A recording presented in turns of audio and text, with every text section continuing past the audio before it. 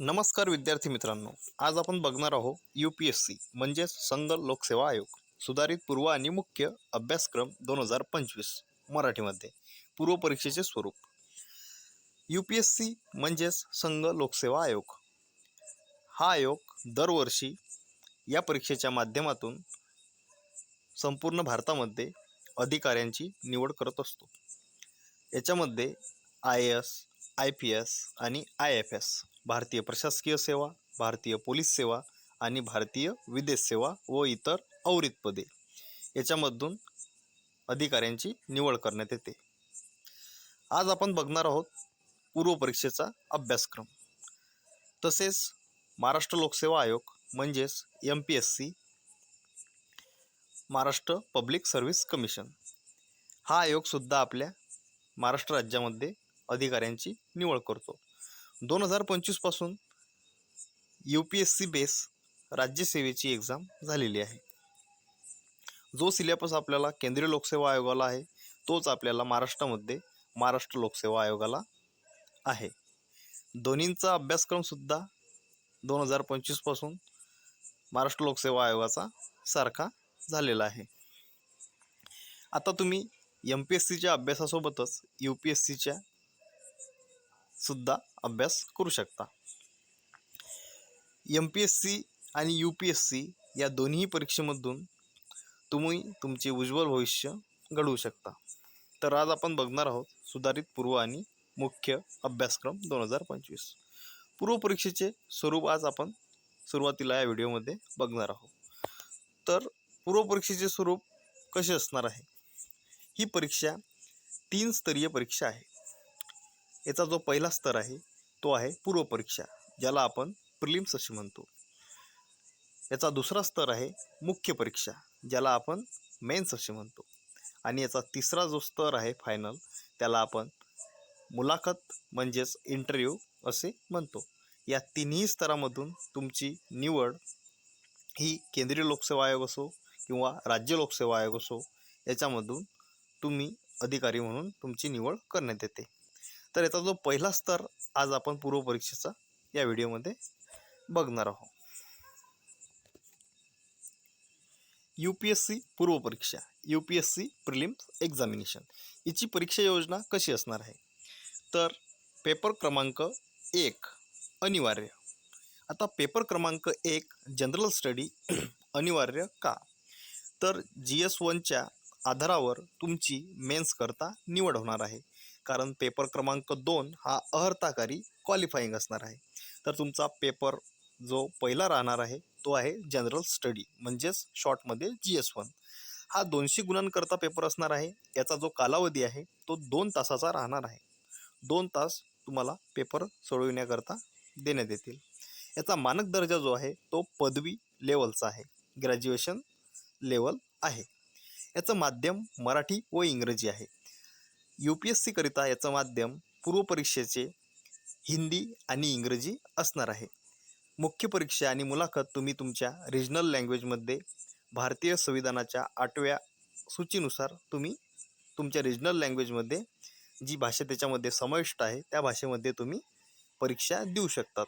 महाराष्ट्रातील सर्व उमेदवार UPSCची पूर्व परीक्षा सोडून मुख्य परीक्षा आणि मुलाखत मराठी भाषेमध्ये देऊ शकता. याची तयारी तुम्ही मराठी भाषेमध्ये करू शकता. म्हणून मी इथं मराठी व इंग्रजी माध्यम इथं सांगितलेलं आहे तुम्हाला. तर पेपराचे स्वरूप असणार आहे वस्तुनिष्ठ बहुपर्यायी. आता वस्तुनिष्ठ बहुपर्यायी म्हणजेच मल्टिपल चॉईस क्वेश्चन असणार आहे. 4 ऑप्शन असणार आहे आणि 4 ऑप्शनमधून तुम्हाला एक योग्य उत्तर निवडायचं आहे. नंतर आपला पेपर क्रमांक 2 असणार आहे, ज्यालाच आपण CSAT असं म्हणतो. CSAT म्हणजे सिव्हिल सर्व्हिस ॲप्टिट्यूड टेस्ट. हा पेपर अर्हताकारी म्हणजेच क्वालिफाईंग असणार आहे. याच्यामध्ये तुम्हाला 33% गुण घेऊन पेपर क्रमांक 2 हा क्वालिफाय करायचा आहे. याच्यामध्ये गुण असणार आहे 200. याचा कालावधी जो असणार आहे तो असणार आहे 2 तास.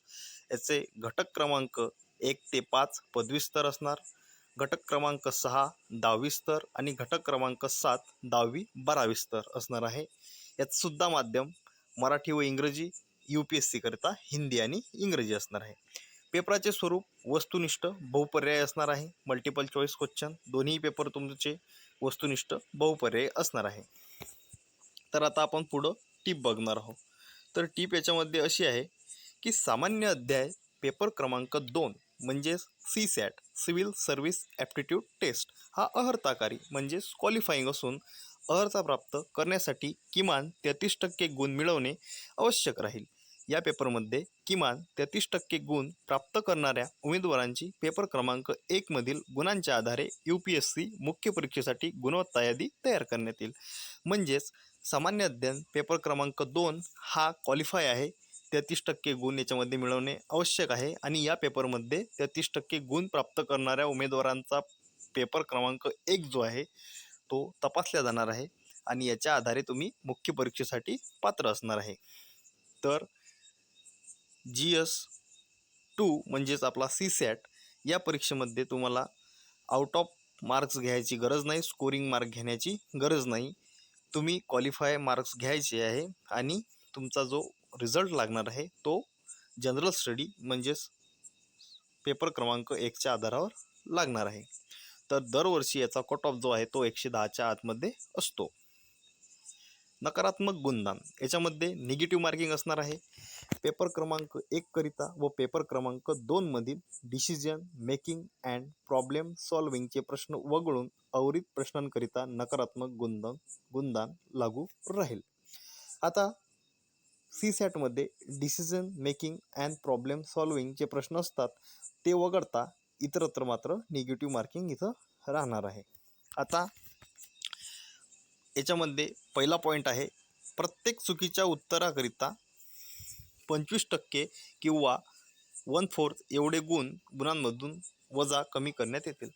प्रत्येक चुकीच्या उत्तराकरिता 25% भाग हा वजा करण्यात येईल.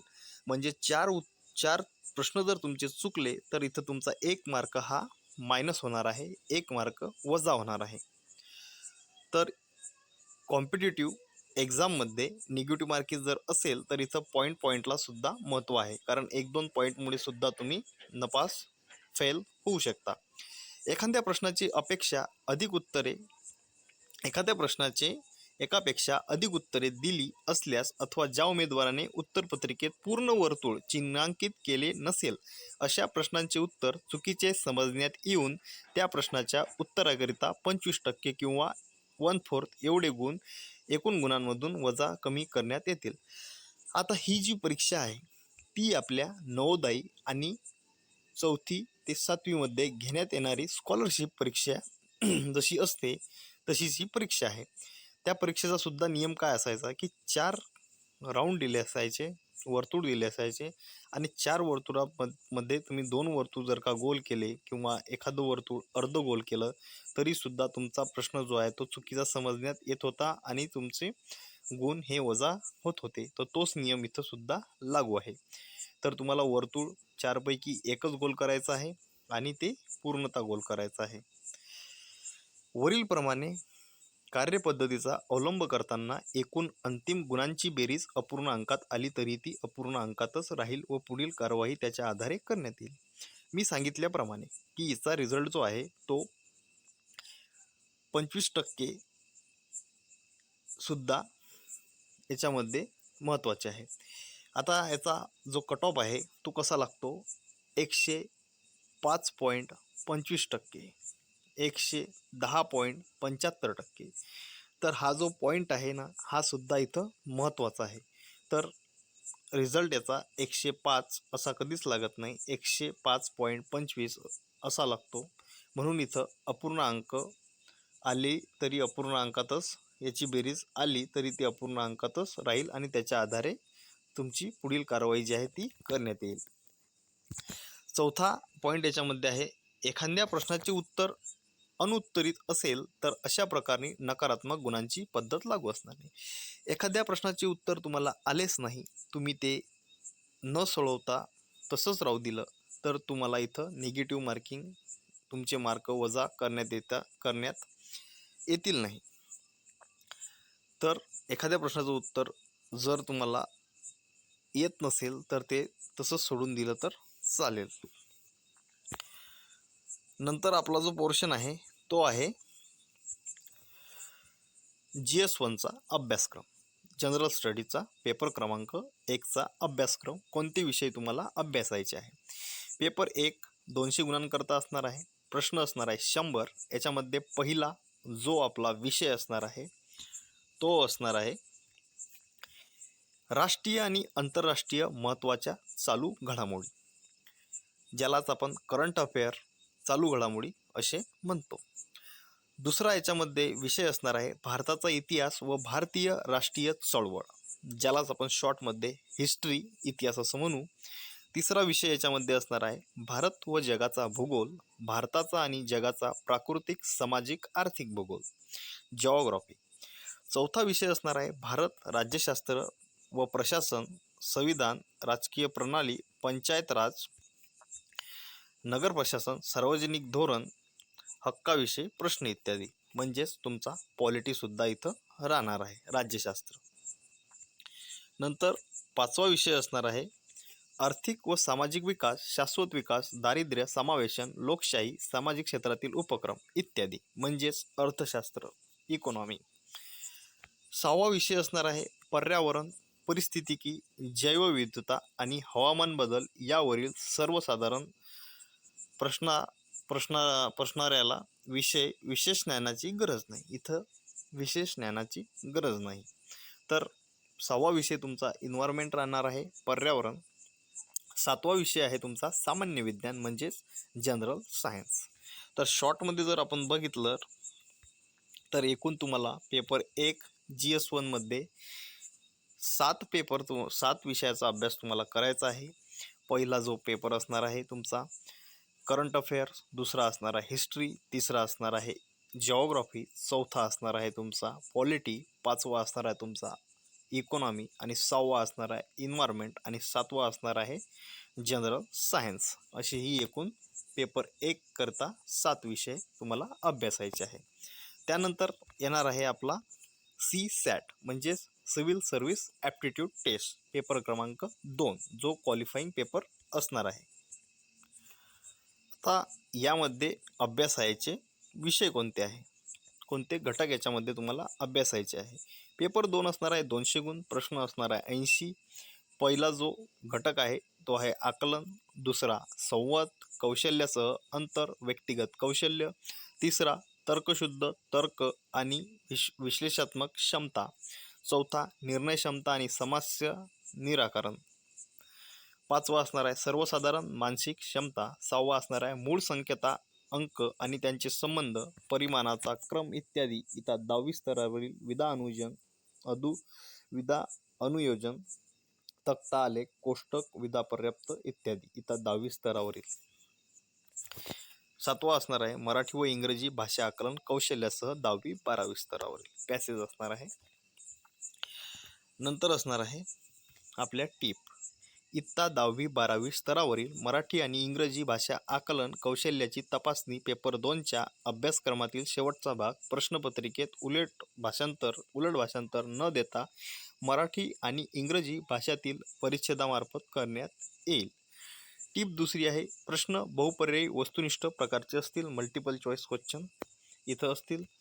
टीप आहे मूल्यमापनाच्या प्रयोजनासाठी UPSC पूर्वपरीक्षेच्या दोन्ही पेपरला उमेदवाराने बसणे अनिवार्य आहे. UPSC पूर्वपरीक्षेच्या दोन्ही पेपरला ती बसला नाही तर अशा उमेदवारांना मूल्यमापनासाठी विचार करण्यात येणार नाही.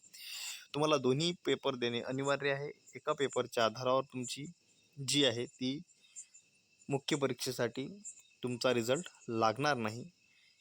पहिला पेपर जो असतो तो पहिल्या शिफ्टमध्ये सकाळी असतो. दुसरा पेपर जो आहे CSATचा तो दुपारी असणार आहे दुसऱ्या शिफ्टमध्ये. तर दोन्ही पेपरला तुम्ही हजर पाहिजे, दोन्ही पेपर तुम्ही दिलेले असले पाहिजे तरच तुमचा रिझल्ट लागणार आहे. तर ही संपूर्ण माहिती जी आहे ती झाली UPSC पूर्वपरीक्षेची.